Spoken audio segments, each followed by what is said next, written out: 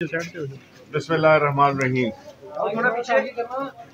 आज हम पूरा दिन हमने सेशन कोर्ट में गुजारा और हमारी जो एप्लीकेशन की बुनियादी तौर पे ये थी कि हम 18 तारीख जिस पे कि खान साहब यहाँ पे पेश होंगे तो ये इस वारंट्स को एग्जीक्यूट ना किया जाए, क्योंकि परसों जो है तो खान साहब यहाँ पे पेश होंगे और जो लाहौर में जो कुछ हो रहा है ताकि वो अवॉइड किया जा सके। अब उसमें दलाइल हमारे वकील ने भी दिए, उनके वकला ने भी दिए और आईजी ने भी दिए। यहाँ पे एक बात कहता चलूँ कि आईजी और उनके जो वकील थे वो एक इदारे की नुमाइंदगी कर रहे थे, वो किसी सियासी जमात से उनका कोई ताल्लुक नहीं है। लेकिन जो आईजी साहब थे उन्होंने सियासी स्टेटमेंट्स दी।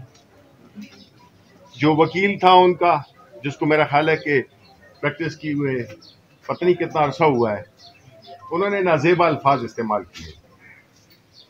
बहरहाल ये तो एक चीज़ तो जाहिर हो गई कि जो इतना वक्त दिया गया इस पूरे प्रोसेस को, तो हमारा मकसद तो ये था कि अगले 2 दिनों के लिए हालात नॉर्मल रहें।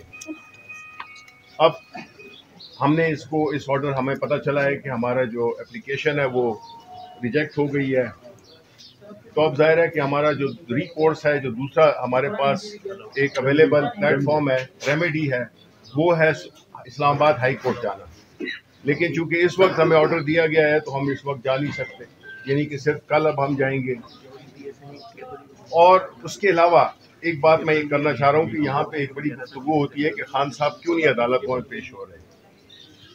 खान साहब हमेशा अदालतों में पेश हुए हैं, उस वक्त तक जब पे उन पे कातलाना हमला हुआ, उसके बाद भी हम पेश हुए यहाँ पे इस्लामाबाद हाई कोर्ट में, एंटी टेररिज्म कोर्ट में। और यहाँ आने की उसी दिन एक तो वक्त नहीं था और दूसरा ये था कि ये आपको पता है कि इसकी आप ज्योग्राफी देख लें, यहाँ तंग तंग गलियां हैं, बिल्कुल इनसिक्योर जगह है। कि अब हमारा मुतालबा ये है, जो कि हम शायद कल अदालत में पेश भी करें, कि खान साहब तो आएंगे 18 तारीख को, लेकिन उनकी सिक्योरिटी हमें आईजी इस्लामाबाद से भी चाहिए अंडरटेकिंग कि, और अदालत से भी चाहिए कि हमें फुल प्रूफ सिक्योरिटी खान साहब को मुहैया की जाएगी और उस पर कोई कंप्रोमाइज नहीं होगा।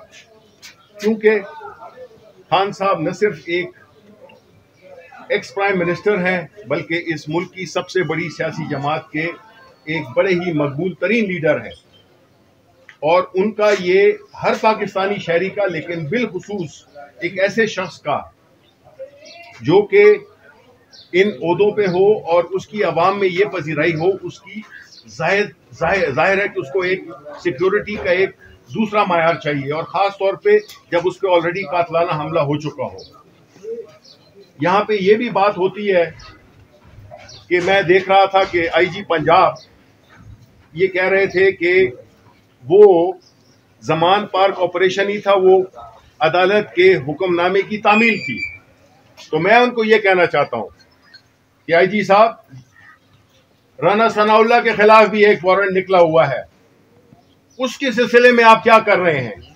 उसमें आप अदालत के हुक्मनामे की, वो तो आपका ही इलाका है, वजीराबाद के करीब का, उसमें आप क्यों नहीं अपनी इतनी फुर्ती और इतनी एफिशिएंसी दिखाते, जो कि आप इमरान खान, जो कि इस मुल्क का सबसे बड़ा लीडर है, सबसे बड़ी सियासी जमात का सरबराह है, एक्स प्राइम मिनिस्टर है, एक बैनुल अक़वामी शोहरत का मालिक है, तो उसके लिए तो आपने पूरी लश्करकशी कर दी।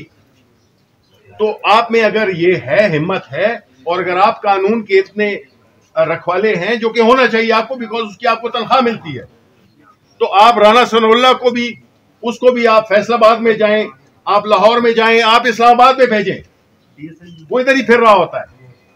आप ये नहीं कर सकते कि आपने सिर्फ एक सियासी इंतकाम के तौर पे जो ये हुकूमत कर रही है, जो मुकदमात हो रहे हैं, जिस तरह के झूठे मुकदमात खान साहब के खिलाफ बनाए जा रहे हैं, इससे यही जाहिर होता है कि ये हुकूमत जुडिशरी का यानी अदलिया का कंधा तो कहीं नहीं इस्तेमाल कर रही। ये बड़ा जरूरी है कि इस मुल्क में एक ही इदारा रह गया है, वो है अदलिया, जिसने कि इस मुल्क के में इंसाफ की फराहमी करनी है। और एक तरफ मरियम जो कि जजों के नाम लेकर उनको जलसों में रुसवा कर रही हैं, उन पे न तो कोई कंटेम्प्ट है। हमारा दूसरा केस जेबा जज साहिबा है, उनके बारे में था। तो हमें तो अदालतों में खींचा जा रहा है, लेकिन न हम इससे घबराने वाले हैं। हम सिर्फ ये चाहते हैं कि कानून और आईन के मुताबिक जो भी चीजें हैं उस पर अमल दरामद होना चाहिए। हमने हमेशा अदालतों का एहतराम भी किया है और हम आगे भी करेंगे, लेकिन सिक्योरिटी फराहम करना हुकूमत की जिम्मेदारी है, अदलिया की जिम्मेदारी है कि वो ऐसे ऑर्डर्स पास करे कि आईजी रिस्पॉन्सिबल हो, यहाँ की एडमिनिस्ट्रेशन जितनी भी है वो इसकी जिम्मेदार हो और खान साहब की पूरी तरह से एक वो आए और बड़े पुरअमन तरीके से उनकी पेशी हो। और न ये कोई करप्शन के केसेस हैं जिस तरह के वो भागे हुए हैं, जिस तरह नवाज शरीफ भागा हुआ एब्सकॉन्डर है, उसके बारे में तो कोई नहीं। उनकी साहबजादी जो है तो यहाँ पे हमें भाषण देती हैं। तो इसलिए कौम को पता है क्या कुछ हो रहा है। इसलिए हम इस मुल्क में चाहते हैं कि जो इंतशार की कैफियत पैदा की जा रही है, जो मुल्क की इस वक्त सूरत हाल है, चाहे वो मुआशी हो या दाखिली हो या बैरूनी हो, उसमें ये फर्ज बनता है कि ऐसे काम न किए जाएं जिससे कि अफरा तफरी बढ़े, जिससे कि अवाम मुश्तिल हो, क्योंकि वो इस वक्त ऑलरेडी यहाँ तक आ चुके हैं और महंगाई ने उनका जीना मुहाल कर दिया है। अब अमन अमान को भी आप अगर डिस्टर्ब करना चाहते हैं तो ये फिर जिम्मेदारी भी आप पे आयद होगी। बहुत बहुत शुक्रिया।